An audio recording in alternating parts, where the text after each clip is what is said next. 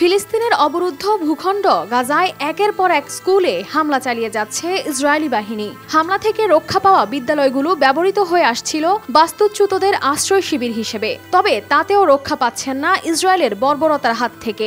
10 জুলাই মঙ্গলবার খান ইউনুস শহরের একটি স্কুলে আশ্রয় নেওয়া ফিলিস্তিনিদের উপর ইসরায়েলের বর্বর হামলায় নিহত হয়েছেন অন্তত 29 জন। গত 4 দিনের মধ্যে চতুর্থবারের মতো এ ধরনের হামলার শিকার হল গাজাবাসী। গাজার হামাস চালিত স্বাস্থ্য মন্ত্রণালয় জানিয়েছে, মঙ্গলবার খান ইউনুস শহরের পূর্বে আবাসান আল কাবিরা শহরের আল আউদা স্কুলের গেটের পাশে হামলা চালায় ইসরায়েলি বাহিনী। সেখানে তাঁবু দিয়ে তৈরি আশ্রয় শিবিরে ছিলেন বাস্তুচ্যুত ফিলিস্তিনিরা।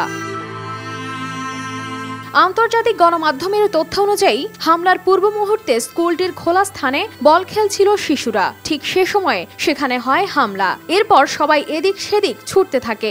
কোনো সতর্ক সংকেত ছাড়াই বেশ কিছু রকেট বিস্ফোরিত হয়। ঘটনাস্থলেই ছড়িয়ে ছিটিয়ে পড়ে আহত নিহতদের শরীরের বিভিন্ন অঙ্গ প্রত্যঙ্গ। পরবর্তীতে আহত সবাইকে স্থানীয় হাসপাতালগুলোতে চিকিৎসার জন্য নেওয়া হয়।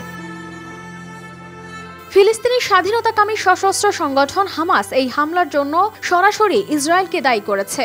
হামাস পরিচালিত গণমাধ্যম থেকে অভিযোগ করা হয়, ইসরায়েল ভয়াবহ গণহত্যা চালিয়েছে। তারা জানিয়েছে, হামলায় 29 জন নিহত হয়েছে, যাদের বেশিরভাগই নারী ও শিশু।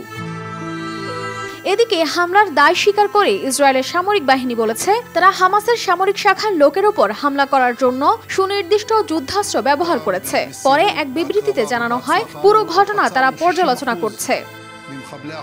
হামাস নিয়ন্ত্রিত এলাকাগুলো থেকে জানা যায়, এর আগে বিভিন্ন স্কুলে হামলায় 20 জন নিহত হয়। শনিবার গাজার মধ্যাঞ্চলীয় নুসাইরাতে জাতিসংঘ পরিচালিত একটি স্কুলে ইসরায়েলি হামলায় নিহত হয় আরো 16 জন। জাতিসংঘের ফিলিস্তিনি শরণার্থী বিষয়ক সংস্থা জানিয়েছে, এলাকায় 2000 লোক অবস্থান করছিল। এর পরের দিন গাজা শহরের হলি ফ্যামিলি স্কুলে ইসরায়েলি হামলায় 4 জন নিহত হয়। এছাড়া সোমবার নুসাইরাতে আরো একটি স্কুলে হামলা চালানো হয়। তবে স্কুল, হাসপাতাল ও বেসামরিক স্থানকে সামরিক উদ্দেশ্যে ব্যবহারের অভিযোগ প্রত্যাখ্যান করেছে হামাস।